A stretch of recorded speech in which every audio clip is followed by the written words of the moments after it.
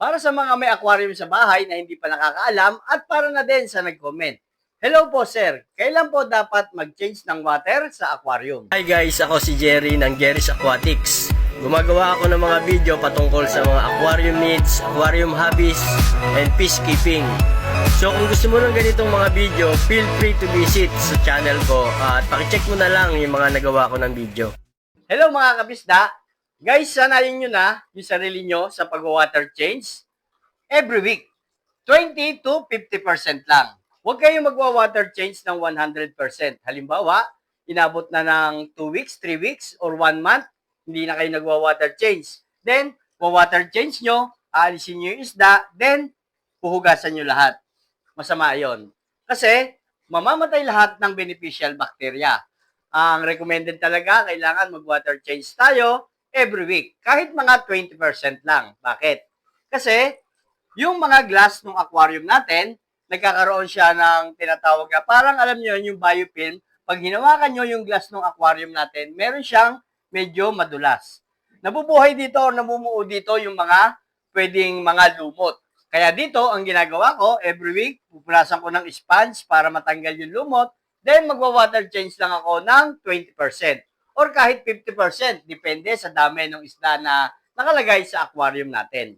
Kapag nag-water change tayo, 20%, mababawasan yung nutrients para lumago yung mga lumot.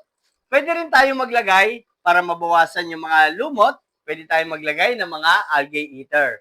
Or kahit mga pleco, mga algae eater, o kaya snail. So yan, ilan yan sa pwede natin ilagay para mabawasan yung mga lumot na dumidikit dito sa glass ng mga aquarium natin. And kailangan din talaga mag-water change kasi kasali yon sa tinatawag na cycle ng aquarium natin. Ibig sabihin, kailangan mag-water change tayo para mabawasan din yung mga ammonia.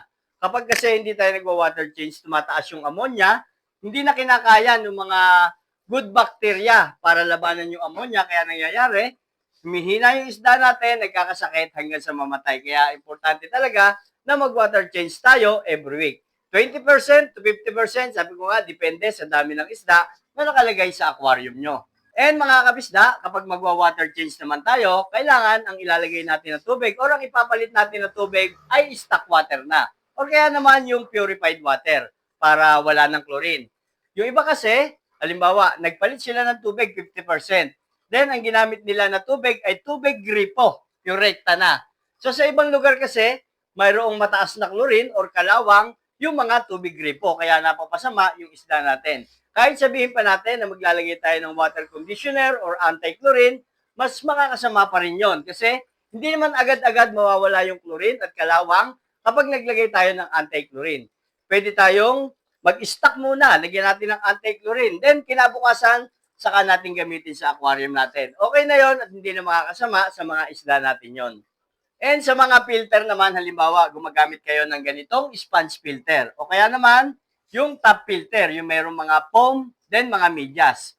Pwede nyo yung hugasan sa tubig lang din na ibabawas nyo dito sa aquarium natin. Huwag nyo ding huhugasan rekta sa gripo yung mga filter natin kasi yung mga filter natin, dyan nakatira yung mga beneficial bacteria. Pag hinugasan natin yan, rekta sa gripo, pwedeng mamatay yun. Kaya pag binalik natin, naubos na or nabawasan na yung mga good bacteria, kaya mapapansin nyo, lumalabo agad yung tubig natin. Kaya dapat, dun lang din sa tubig na galing sa aquarium, dun lang din natin huhugasan yung mga filter. Okay, so yun lang naman mga kabisda. Sana nasagot ko yung co-hobbyist natin na nag-comment. And kung may hindi pa kayo naintindihan or kung may mga tanong pa kayo, paki-comment na lang din dyan. Try din natin sagutin batay sa napag-aralan at na-experience ko na rin.